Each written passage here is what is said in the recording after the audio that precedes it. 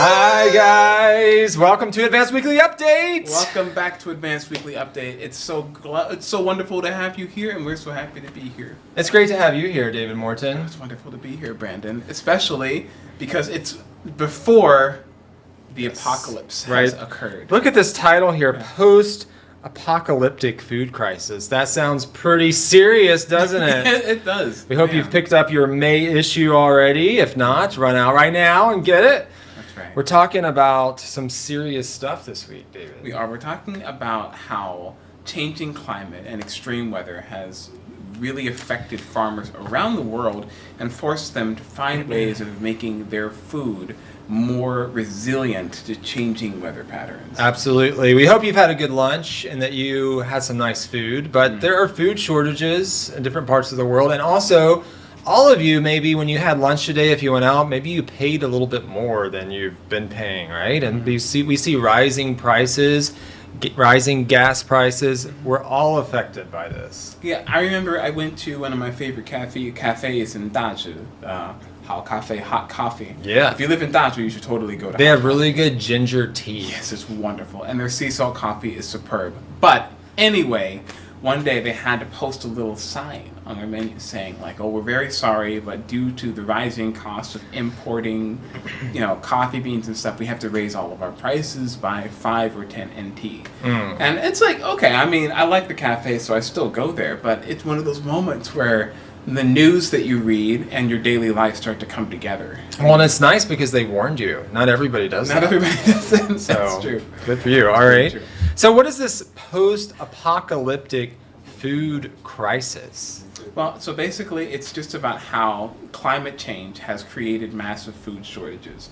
But it's not just, climate change is the big thing in terms of what we can measure, but there are also a lot of other things that have contributed to food shortages, such as the pandemic and Russia's invasion of Ukraine. I was not aware that so much global food comes from Ukraine. But yeah, there are a lot of factors, right? We went through the pandemic. There's also government stimulus packages. All of these things add to inflation. Yes, yeah, exactly. And inflation is what causes a rise in prices. So how has that affected you? All right, so that is our question of the week. We're going to bring that up first. Our question of the week talks about how this has affected you in your daily life, or has it? How have rising prices affected you in your daily life? I think all of us can think of something. We've already talked about the restaurants. I don't drive a car very often, so thank God it hasn't affected me at the gas pump. Yeah.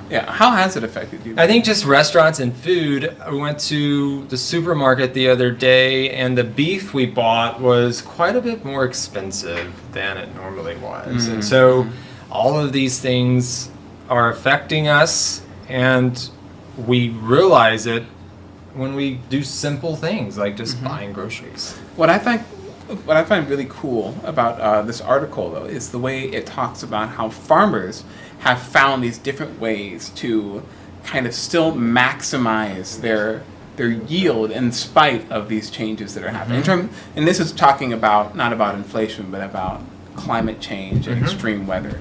Like there was a guy who, in order to deal with like an early winter and like frost, he like covered his crops in a kind of plastic. Yeah, in the Philippines. Yeah, in the Philippines. Yeah, which, when have you ever heard of frost in the Philippines, right? Or like extreme cold weather in the Philippines? Yeah, I'm not sure I believe that. Well, we're going to have to get on a plane and go find out. Time for a vacation. They're doing it, and like the guy in Brazil, like he was doing, growing coffee trees, right? And then changing that up. But he's eventually going to go back to that. Thank God for that, because we all got to have our coffee, right? Well, no, but seriously, I would be really upset. That's the apocalypse for me. There's no coffee. What is he doing now? It talks about he was ripping out half of his coffee trees to plant corn and soybeans. That's important too. But they have to do whatever they can to stay alive. But it got us to thinking about other things that are going on in the food industry and how to produce more food at a cheaper price. And so they're doing a lot of genetically modified things, right? What is that about, David? And are you on board with that? So, do you like GMOs in your food? I I don't mind it. Okay, so here's the thing. Some genetically modified foods are actually really beneficial. Right? Now, it's one thing if they're kind of modifying it just to make it so that it doesn't attract bugs or something like that, and they're really messing with the genes. I don't know. It's sort of a sliding scale. But one really interesting, it is dangerous. But one really cool like GMO project was this. They created this special kind of rice. It was a special strain of rice that contained more nutrients than normal rice.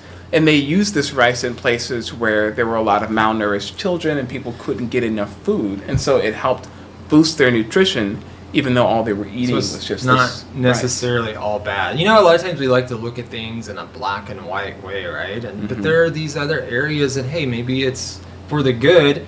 So what do you guys think? We have our poll this week. Would you be comfortable eating genetically modified food, or are you? Maybe we're all already doing that probably on some level. Is that okay for you, or do you want to make sure you eat organic foods? What are your thoughts? Just click yes or no. What are your thoughts, Brandon? Well, I'm okay as long as it tastes good. All right. No, I mean, of course, like if I really stop and think about it, which is important, but maybe I don't always do that, right? I'm in a hurry. I'm just going to grab what I can. But I think it's better to eat things, of course, that are natural. But there's also the price factor. Not everybody can afford that, right? And so you have to kind of balance that. I think a good hybrid way of looking at it is when you can eat natural, but sometimes maybe you can't afford that, or your life circumstances don't lend to that, right? You can't do that very well, and so you just do your best, right? Honestly, how about you? I think honestly my wife does a great job at balancing. Yeah, shout out to the wife. Shout out to Yonghan if she's watching this. No, but honestly, on one hand, she buys the vitamins and the supplements, and there are certain things that she's really conscious about getting the healthy stuff, getting the good stuff, and she tries to make that mostly what she eats. But then when we're down on the street and Shima, she'll still buy a G-pie. Yeah. Right? She'll still eat the cinnamon roll, but she'll Sounds like a nice balance. It's a great balance, especially if you're her husband and you get to reap the benefits of that. And I will eat a cinnamon roll no matter how it's made. If it's made in a lab, whatever it is, I'll take it. I love cinnamon rolls. Lab-grown cinnamon rolls. Why not? This month on Advance. Speaking of that, a short little sidebar. When I first came to Taiwan, it was really hard to find a cinnamon roll, but now they have just blown up. They're everywhere, right? And I love that I can see cinnamon rolls all over the place. And see, this is one of the interesting things. So globalization, right? This is a really big word, which just means that basically the world is getting smaller. You can buy American products right here in Taipei. You can buy, stuff from Asia in New York City, or even in smaller towns in America. It's all the global market has changed so that everything is available everywhere. It's true. I see more bubble tea shops when I'm back in the U.S., right? And so before I didn't see as much of that. And what's interesting is right now, it's good. Of course it's not as good, and it's way more expensive.